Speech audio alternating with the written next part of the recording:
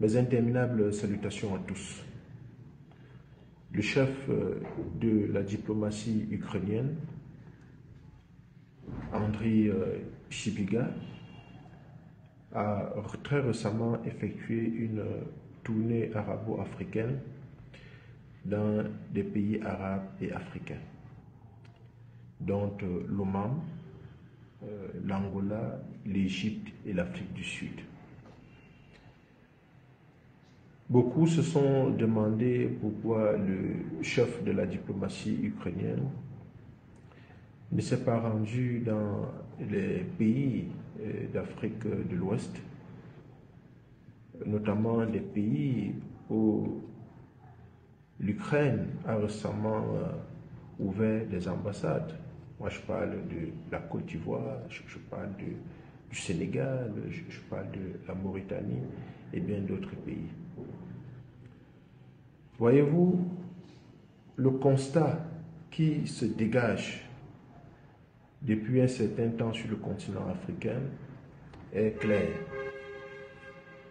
La politique ukrainienne en Afrique est largement décriée, aussi bien par des acteurs politiques que par les populations.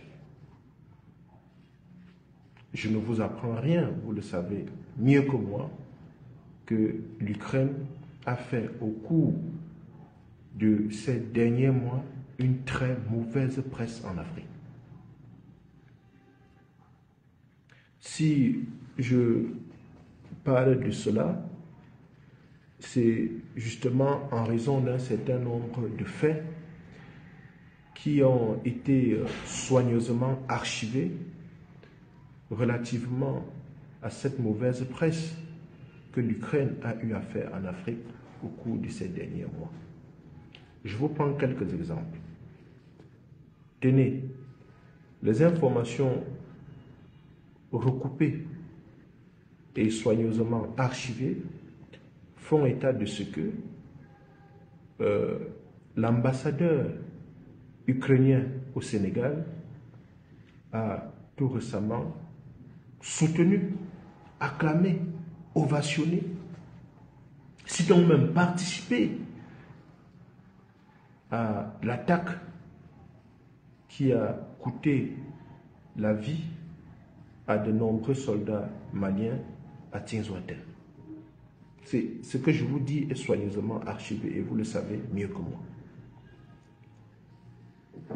L'ambassadeur ukrainien en Côte d'Ivoire, ou un autre fait avéré, a contribué effectivement à recruter des jeunes Africains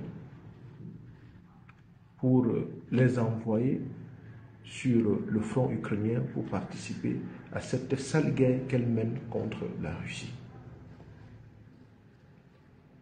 Toujours l'ambassadeur ukrainien du côté de la Mauritanie a facilité, a donné des facilités à un certain nombre de jeunes Africains qui ont été recrutés partant du canal dont je vous parle depuis la Côte d'Ivoire pour la Mauritanie pour obtenir des visas à l'effet d'aller participer à des formations pour effectivement mettre en difficulté le Mali.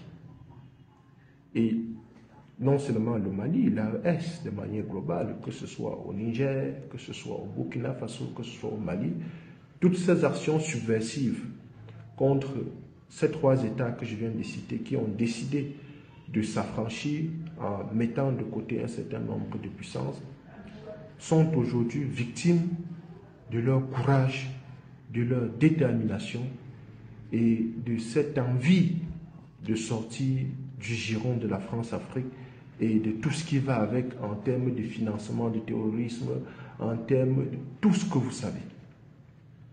Mais l'Ukraine est en train de former, de soutenir, de renseigner des rebelles pour pouvoir mettre en difficulté ces velléités souverainistes des chefs d'État du Sahel, des États du Sahel, notamment le président Ibrahim Traoré, le général Assimi Goïta et le général Abdourahmane Tiani.